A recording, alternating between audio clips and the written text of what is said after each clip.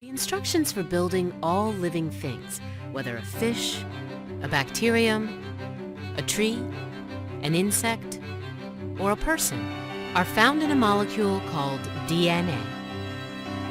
DNA is made up of 4 tiny building blocks.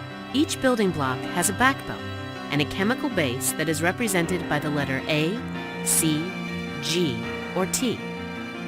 DNA molecules have 2 strands that are joined together through complementary base pairing. A pairs with T, and C pairs with G.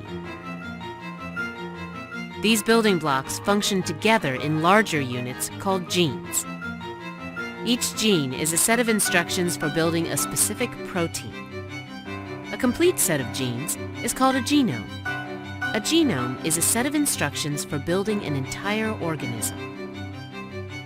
Every person's genome has the same genes arranged in the same order. But small differences in the sequence of the bases in our genes make each person unique.